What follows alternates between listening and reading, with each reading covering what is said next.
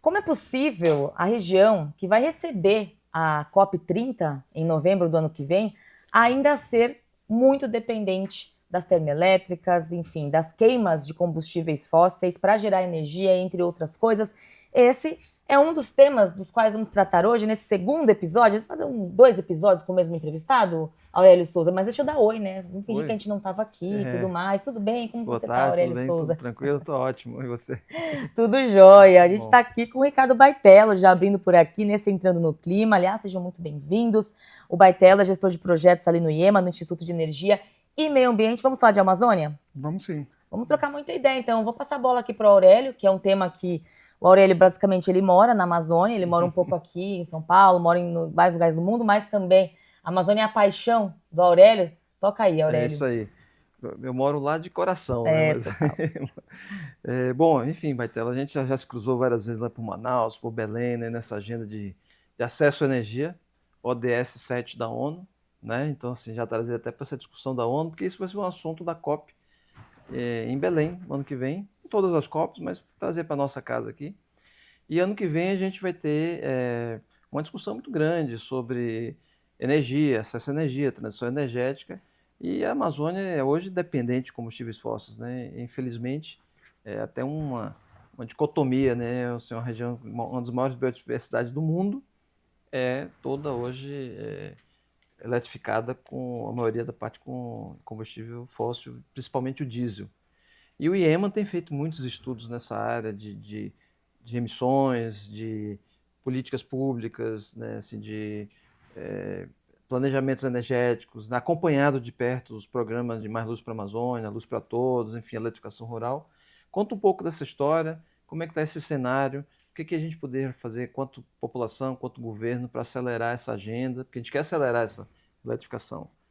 E a gente está junto em vários eventos, em vários fóruns, em vários grupos. Eu já sei a história, mas eu queria escutar dele. Claro, não, acho bem importante, né, o que vocês colocam da gente ter a primeira COP amazônica, né, em 30 edições da COP. E vai ser muito didático para essa comunidade climática, né, grande parte dela nunca tendo ido antes, conhecer realmente a realidade, os desafios, né, que é uma região única, né, em termos de biodiversidade, mas em termos de logística, em termos de cultura, e é diferente mesmo do Sudeste, né, de outras regiões do Brasil. Então, para você realmente conhecer a Amazônia, é como o Aurélio diz aqui e experimentou, né? Você tem que visitar muitas vezes, tem que trabalhar lá para você realmente entender quais são os gargalos, né? Então, o que o IEMA começou a fazer foi até atendendo a muitos interesses crescentes globais na pauta de acesso, né?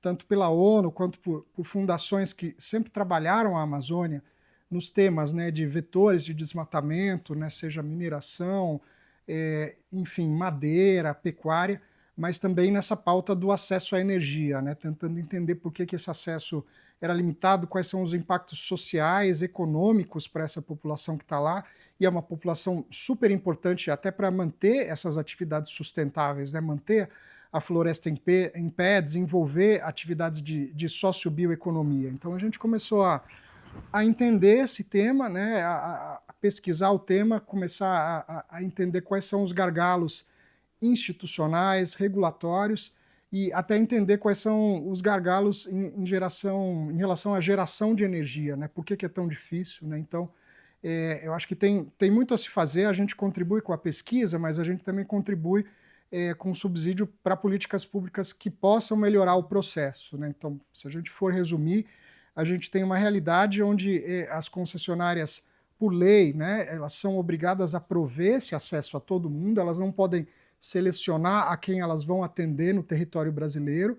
Tem o Ministério de Minas e Energia, que é quem recebe o orçamento para isso, mas no nosso diagnóstico bem resumido, a gente entende que é um processo que tem que envolver muito mais, né, em termos de agentes ministérios do governo, em termos das organizações que estão monitorando essas metas, em termos da governança, acho que é um pouco de tudo, né? Como é que você consegue criar uma rede, desde quem precisa da energia, desses comunitários, até quem pode fazer a ponte com esses comunitários, né, e fazer com que eles possam entender o que eles têm direito, o que eles podem pleitear, e trazer esse problema para nós, né, para quem está nos centros urbanos e está vendo essa realidade e acha inacreditável que em 2024 você possa morar numa casa no meio da floresta sem acesso a um liquidificador ou mesmo a uma televisão, né, ou a luz, né? Uma geladeira nem pensar, né? Maiara, você sabe que esse é um tema que eu, né, conheço bastante e sou muito, assim, gosto muito do tema porque realmente me traz muita satisfação poder ajudar as pessoas que estão lá. Então, sempre que eu vou lá, eu me envolvo emocionalmente, assim, saio muito feliz com o trabalho que eu deposito lá, porque eu vejo a melhoria da qualidade de vida das pessoas e por aí vai. Recentemente viajei com o IEMA e outros organismos internacionais e nacionais e visitamos um projeto que é um modelo que a gente está criando de mini rede com distribuição de energia local e foi um sucesso. A gente conseguiu comparar a comunidade de 15 minutos caminhando de uma para outra, uma vizinha praticamente, onde você tinha energia 24 horas e onde você tinha energia da termoelétrica diesel 4 horas por dia, que é assim que acontece, né, Baitelo? Funciona só no final do dia, né? Porque eles não têm também o recurso para ficar gerando energia o tempo todo e a logística de chegar também esse combustível lá é complexa, ainda mais agora no momento que a gente está vivendo de seca. Na região que você tem, na comunidade que você tem energia 24 horas, você tem 8 pessoas fazendo universidade remota. Impensável, até pouco tempo atrás, você ter gente fazendo EAD, ensino à distância, 24 horas por dia, com graduação em segundo grau. É assim, terceiro grau, né, melhor dizendo. Tem gente formando em enfermagem, outros em economia, contabilidade, assim, coisa impensável até pouco tempo atrás. Por conta da energia, isso está acontecendo. Já do outro lado, assim, uma população totalmente desassistida, assim, carente, mais doente, que já de cá todas as mulheres, homens e crianças tinham TV, geladeira, máquina de lavar roupa, serviço básico, água limpa, usos produtivos de energia para gerar renda, agregar valor.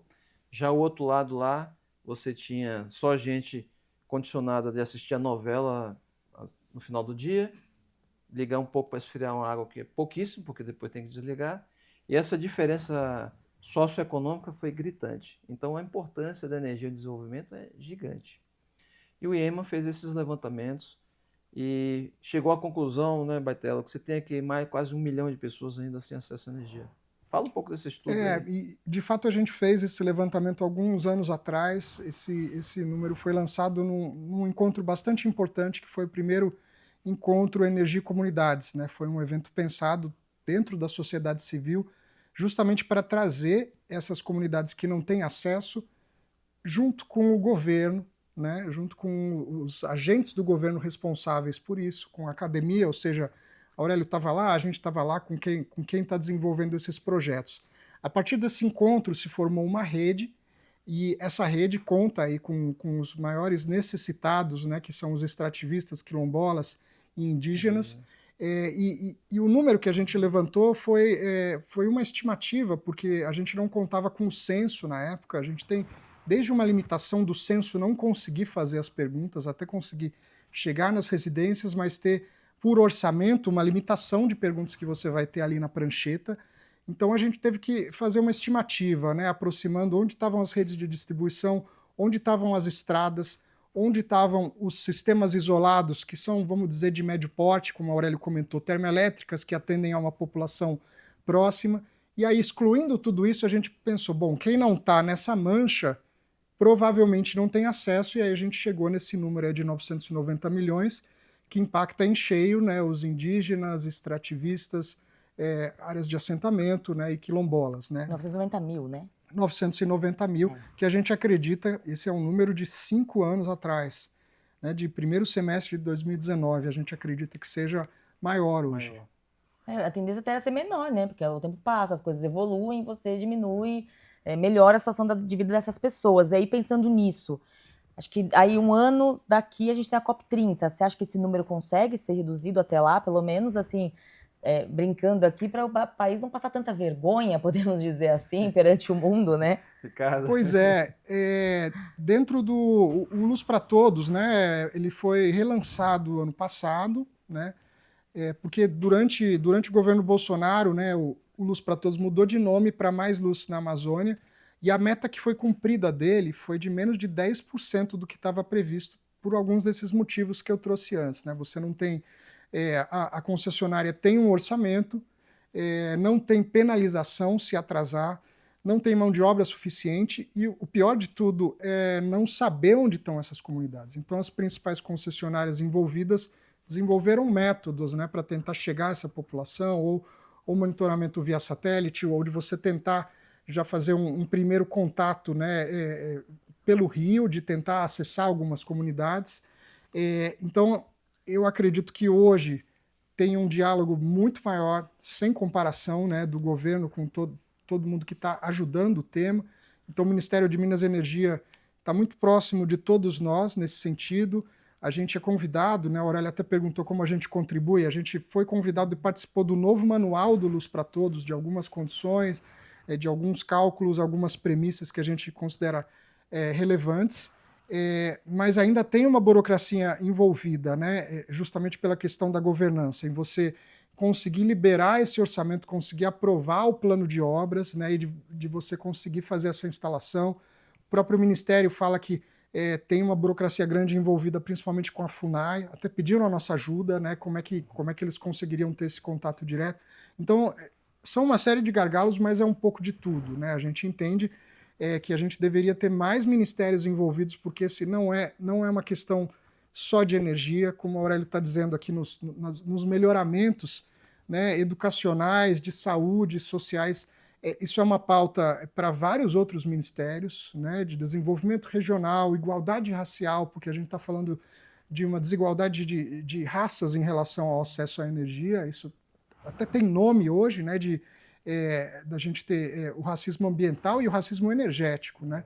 Então, infelizmente, um ano é muito pouco, assim como um ano é muito pouco para você conseguir resolver a infraestrutura de Belém, né? Não só para receber as pessoas, esses 80 mil leitos que não existem, e ter uma infraestrutura, né, de deslocamento das pessoas, né, que também vai ser bastante problemática, né?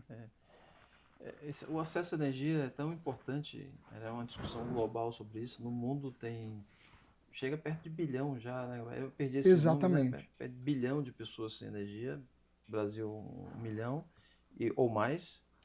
Mas tem essa questão também dos usos produtivos. Se fala muito da bioeconomia agora da Amazônia. Como é que você vai transformar qualquer coisa sem energia? Seja no pescado, seja nas sementes, seja nas castanhas, nas frutas, enfim, toda a cadeia de biodiversidade que existe, que pode produzir alimentos, medicina, medicamentos, quer dizer, tudo isso sem energia para transformar. Qualquer que seja energia térmica, elétrica, você precisa conservar, você precisa transformar, você precisa, enfim, essa transformação energética inclusiva, né? Ele está falando agora. Porque existe, lembra que a gente conversou com a Zilda da pobreza energética? Sim. Existe também essa pobreza energética que está à parte de tudo isso. Está no século XIX. Queima vela, queima lamparina, queima querosene, diesel, madeira, carvão, o que seja, né? Mas, enfim, é um tema bem amplo e a gente está com a COP aí que vai dar uma luz em cima disso, né, Betela? Vai dar uma luz, né? Olha aí. Vai dar uma luz, né? E acho que esse ponto da biosocioeconomia é um gancho bastante importante, né? Porque a gente tem falado cada vez mais, eu acho que o mundo está nessa transição de reflorestar, né? Então tem biomas sendo recuperados, o Brasil ainda está sendo deflorestado, mas se coloca muitas esperanças, né, na biosocioeconomia enquanto uma nova atividade sustentável econômica que finalmente vai aproveitar a grande vocação da Amazônia e vai transformar a Amazônia numa região que tenha a infraestrutura para o desenvolvimento da Amazônia e não que receba a infraestrutura para o desenvolvimento do resto, né, das outras regiões do Brasil ou do mundo, né, com estradas, com usinas que mal são para o uso regional que a gente está acostumado a ver. E a gente também está fazendo essa pesquisa e entendendo, né, o que existe de informação, né? Infelizmente, a gente tem O mesmo apagão de dados que a gente tem com as pessoas, né, onde estão as comunidades, a gente tem com a produção da biosocioeconomia, qual a escala, né, o IBGE ou tem dados e não pode abrir, ou não tem dados disponíveis, então a gente quer tratar desse tema, né, levantar essa pauta na COP e mostrar um pouco o que precisa. Claro que a nossa tese é que a energia, né, é basicamente o insumo número um para poder desenvolver essa atividade. Bom, e aí qual o papel da geração distribuída em incluir mais pessoas, especialmente ali na região da Amazônia, né? Como que a geração distribuída pode ter um papel, né? Tem um papel fundamental nisso? Olha, a geração distribuída solar tem o papel, né, junto com o armazenamento. Acho que se passou muito tempo considerando as opções, e lá atrás, vamos dizer aí, 17 anos atrás, quase 20 anos atrás, a conta já era favorável para solar, em comparação a você estender a distribuição em alguns locais específicos. O problema é que naquele momento a bateria era muito cara, o armazenamento de energia era muito caro. Depois de experiências ruins e frustradas, né, que o Brasil teve, né, tinha uma rejeição muito grande, mesmo de empresas, né? A gente, enquanto sociedade civil, queria fazer projetos, acho que o Aurélio tem toda a vivência nisso, e muitas empresas falavam, não, eu não quero, isso é muito caro, isso é loucura, não faça isso agora. Isso mudou, né? Hoje, além da gente ter toda a academia, a sociedade civil empenhada nessa rede de energia e comunidades, a gente tem também muitas empresas, né? Quando você vai, enfim, numa feira solar, aqui no Brasil, você vê várias empresas dedicadas a isso, interessadas em off-grid, e solar é a fonte versátil e democrática para isso, né? O Brasil tem sol virtualmente em qualquer lugar, por mais que tenha uma nebulosidade maior, por mais que você diga, não, mas o Amazonas tem menos sol, ou o estado de Santa Catarina tem menos, ainda são médias amplamente favoráveis. Tem a escala, pelo volume da indústria solar e das empresas, né, tem uma escala grande, uma economicidade que você não tem com as outras fontes. Então, a pico hidrelétrica vai ter aí gargalos, né, de manutenção, de peça. A eólica não vai ter vento em todo lugar. Biomassa tem um potencial também, né, tem diferentes resíduos, mas também para você trazer escala não é fácil, né, se você está falando de biogás, por exemplo, você tem que estar perto de um aterro.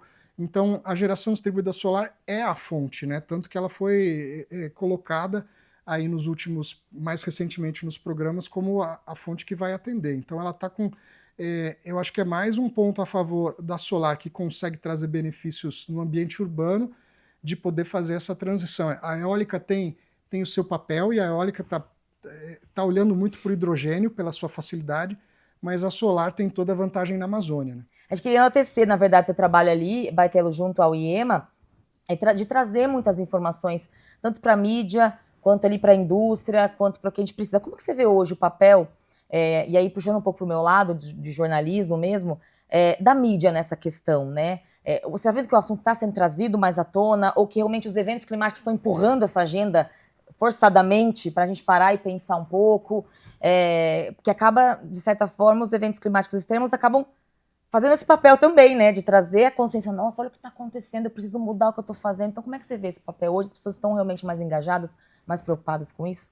Eu acho que a sua pergunta é muito boa, daria uma tese, né, de doutorado, porque a gente tem toda uma cadeia, né, desde quem está querendo comunicar a informação, né, a gente está falando nós, né, os institutos, as ONGs que enfim, têm se especializado muito na comunicação online, em como falar com um público que tem um limite aí de atenção muito pequeno, então olhando no celular, e depois é o TikTok. Então, como é que você transmite informações para toda a sociedade, quais informações você vai transmitir, como é que a imprensa do outro lado consegue filtrar mesmo, né, o que está vindo. Então, a gente tem desde o caso das mudanças climáticas e todo esse debate, né, se a imprensa comunicou da maneira certa ou não, se foi o IPCC que era técnico demais, deveria ter esmiuçado melhor, ou seja, né, se lá atrás deveria ter sido dado menos destaque para os negacionistas, e hoje a gente também tem essa coisa de fake news e negacionistas. Então, eu acho que é um papel de todos, né, da gente quem está focado em pesquisa desapegar um pouco também e focar no que é importante, no que precisa ser comunicado, porque é a população que vai sensibilizar os políticos, né, a população que está votando neles, e do outro lado da imprensa também, enfim, ali na pressão do tempo, saber o que é informação verdadeira, o que não é informação, o que deve ser repercutido, o que não deve. Então, eu acho que está todo mundo junto nesse desafio urgente, né? É o que chega de dizer, né? Mas a gente fala assim, clima é assunto chato. Nossa, sustentabilidade é chato. Não, gente, não é chato não, tá aí na sua porta. Acho que já usamos esse termo aqui, não é um tema sexy, né? Exato. Exato. Não compra, não rende voto em geral também, né? Que temos essa coisa que muitos políticos abandonam um pouco a agenda ambiental, porque, não, isso aqui não vai me render voto. É melhor eu cobrir o buraco ali da rua, do que pensar numa agenda para o município. Acho que passou, né? Já é muito urgente isso tudo, né? E estamos aí, mas por favor, Aurélio. Não, só o IEMA gera muita informação, dados precisos com base na ciência. E é isso que a gente quer, que esses dados científicos se difundam de forma clara e objetiva para que a população possa tomar a sua decisão na hora do voto, escolher os candidatos, escolher nossos governantes que estejam atentos para essas questões climáticas e outras tantas, né, de educação, de saúde, assim, mas como o nosso foco aqui é clima, assim, ver qual é a agenda do cara, se é uma agenda proativa, pró-clima, se é uma agenda que está pensando nisso no médio e longo prazo, ou se é uma agenda imediatista, mas o nosso convidado, tenho certeza que vai abordar nosso próximo convidado a gente está fazendo um suspense aqui, né, gente? Fiquem ligados, que o próximo convidado também tem muita coisa. Gosta desse tema. Adora esse tema, a gente também adora por aqui também, né, Aurélio? Mas, bom, continue. Não, eu acho que é isso, assim, eu acho que a gente vai ter uma COP30 bem desafiadora para nós, né, como brasileiros, né, Baitelo? A gente vai estar exposto, vai estar com um telhado de vidro, né, porque lá na Amazônia, com todo o fogo que está pegando lá, com toda tristeza que está tendo lá, com os rios super baixos. Ontem eu vi uma notinha que até os rios aéreos, né, e os rios, fugiu o termo daquele rio, né, os rios aéreos que desembocam água aqui no Sudeste, que permitem existir a agricultura, a irrigação, até os reservatórios de água aqui estão secando. Os rios voadores, a palavra era essa, fugiu. E se seca esses rios voadores, que é maior que o próprio rio da Amazônia, a agricultura vai estar impactada, a geração de energia termoelétrica, hidroelétrica vai estar impactada, problema de saúde vão ter, incêndios, a gente teve incêndios em São Paulo agora por baixa umidade. A gente não conseguia respirar. Né? Baixa umidade, óbvio, uma parte foi criminoso, mas se não tivesse tão seco, também não tinha proliferado tão grande. Então é um ciclo vicioso que poucos estão enxergando e assim a gente precisa tomar pé. Esse programa é sobre isso, é contar um pouco dessa história e levar essa história adiante. Com certeza. E te assusta um pouco você ver essa realidade? Você que trabalha com isso todo dia, já estendo também para o Aurélio, é uma realidade que assusta? Porque a gente que é leigo se assusta de certa forma. Ou vocês veem de uma forma mais positiva? Qual que é a tua visão, por exemplo? Olha, se a gente for olhar, né, ali bem no ângulo, né, das energias renováveis, né, de como isso avançou, eu trabalho nessa área há basicamente 20 anos, um pouco mais, eu honestamente não imaginava que se desenvolveria tão rápido. Então, nesse lado, eu continuo sendo otimista, né? Até comparando o Brasil com o resto do Sul, né? A gente troca muitas experiências com organizações da América Latina, organizações do continente africano, do Sudeste Asiático. Então, eu acho que nesses momentos a gente, até tendo participado dessa história aí de evolução da indústria solar e eólica, são exemplos muito legais, né? De como a coisa deu certo e muita gente trabalhou junta. Mas eu me preocupo muito quando a gente vê, obviamente, a velocidade dos eventos extremos, né? E da mudança climática, a dificuldade, tendo participado de várias conferências do clima, a dificuldade enorme desses processos que são amplamente criticados.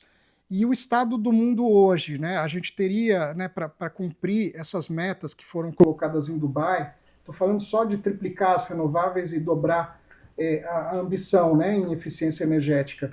A gente teria que ter um mercado global integrado, e hoje a gente tem mercados globais cada vez mais segmentados, né? O protecionismo nos Estados Unidos, na Europa, a China com produtos mais baratos, não só solar, mas o carro elétrico, e isso sendo, enfim, de certa forma, barrado ou dificultado nesses outros mercados, e a gente precisaria estar indo por outro caminho, né? Então, eu vejo um desafio grande, né, de fazer esse crescimento das fontes renováveis se ampliar para a gente conseguir evitar, né, essa elevação mais drástica do planeta, mas as dificuldades políticas, né, com a própria ascensão da direita, da extrema-direita, não só no Brasil, mas nas eleições europeias, você vê na França, na Alemanha, agora nos Estados Unidos. Então, isso preocupa bastante, né? E você, Aurélio? Eu Mais positivo? Eu estou exatamente positivo na geração, né, no avanço tecnológico, nas inovações que estão surgindo. Isso, também a mudança climática e a mitigação, ela vai passar muito por tecnologia. Vem o hidrogênio, vem outras fontes de energia de baixo carbono, coisas que vão surgir, que vão ser muito bacanas. É bacana estar nesse momento também vendo isso tudo surgir, como engenheiro, né, que tem essas coisas todas. Mas, por outro lado, o lado político, o lado mais humano, realmente é preocupante. Porque a forma como a gente tem ocupado o planeta nos últimos séculos, não é de agora, é do século. A história está aí para nos dizer que não é fácil lidar com essas questões sociais, e sempre houve o dominante, o dominado, e sempre houve essas questões territoriais, territorialistas. Então eles sobem e descem. Então, por esse lado, eu estou menos esperançoso. Mas, se eu não tivesse esperança, eu nem acordava de manhã, nem levantava da cama. Então, eu estou aqui para fazer a minha parte e tocar, né, o que eu puder fazer. E estamos aqui também fazendo a nossa parte com Entrando no Clima. Eu quero muito agradecer Ricardo Baitello, do Instituto de Energia e Meio Ambiente. E, aliás, todos os nossos convidados que vêm aqui tiram um tempo do seu trabalho, que estão ali, né, param um pouco a rotina para trazer mais informações sobre clima, sobre meio ambiente, sobre coisas tão importantes. Então, Baitello, obrigada. Foi um prazer tê-lo aqui com a gente. É demais poder tê-lo aqui compartilhando ideias e levando ideias para as pessoas também. O fundamental estar com vocês aqui, fazendo essa conversa e dividindo um pouco mais, né, do que a gente faz e quais são as ansiedades. É isso aí, Baitello. Mais uma vez, obrigado. Forte abraço. Até a próxima. Obrigado. Aurélio, muito obrigada também, sempre por estar aqui comigo. Aprendo demais. Espero que você também tenha aprendido aqui com essa edição do Entrando no Clima. Até a próxima. Tchau, tchau. Tchau, tchau.